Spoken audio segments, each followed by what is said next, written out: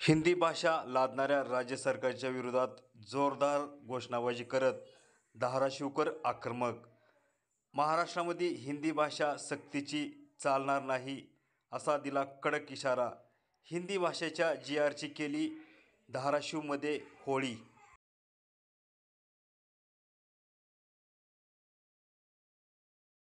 तेव्हाही काही आढळलं नाही.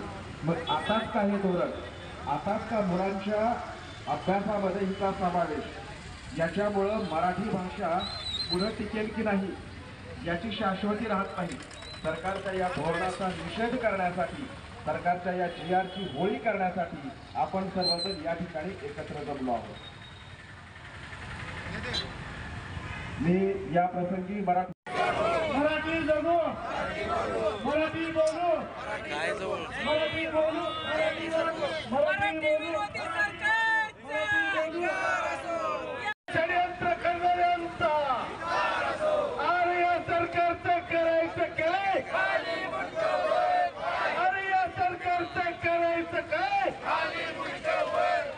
हिंदी सक्ती करणाऱ्या सरकारचं करायचं काय, मराठी विरोधी सरकारचं करायचं काय, हिंदी सक्ती रद्द झालीच पाहिजे.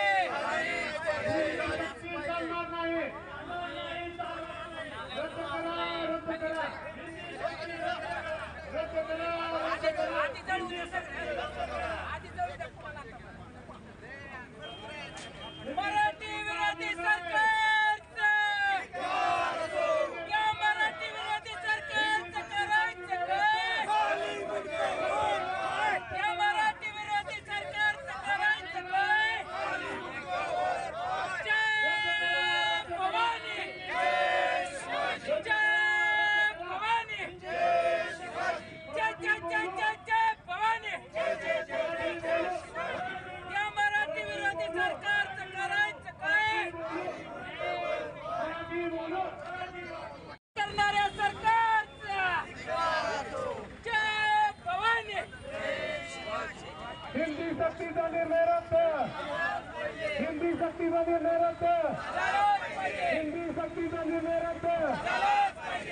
मराठी षडयंत्र करणाऱ्यांचा अरे या सरकारचं करायचं काय,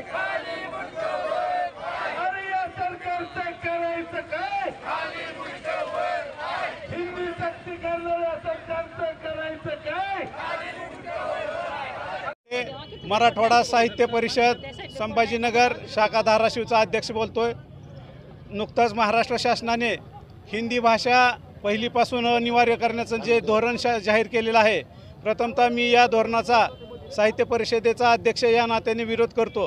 कारण शासनाने जेव्हा हे धोरण जाहीर केलं तेव्हा सर्वात प्रथम मराठवाडा साहित्य परिषद संभाजीनगरने आपली भूमिका जाहीर केली आणि या निर्णयाला विरोध केलेला आहे. त्याचनंतर मराठी भाषा सल्लागार समितीचे अध्यक्ष लक्ष्मीकांतजी देशमुख यांनी देखील या धोरणाला विरोध दर्शवला असून महाराष्ट्र साहित्य परिषदेचे अध्यक्ष मिलिंदजी जोशी यांनी देखील या धोरणाला विरोध दर्शवलेला आहे. महाराष्ट्रातील सर्व साहित्यिक संस्थांनी या शासनाच्या धोरणाविरुद्ध पाऊल उचललेला असून आंदोलनाचा इशारा या सर्व साहित्यिक संस्थांनी दिलेला आहे.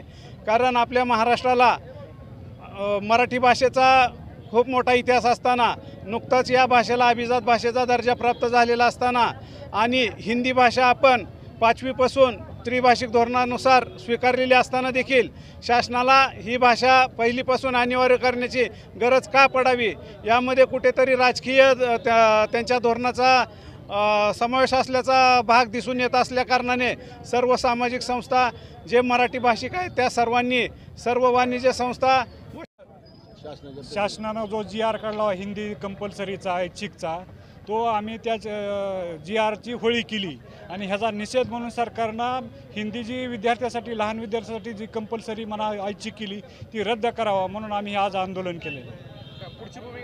पुढची भूमिका आम्ही GR कॅन्सल केल्याशिवाय आम्ही थंड बसणार नाही.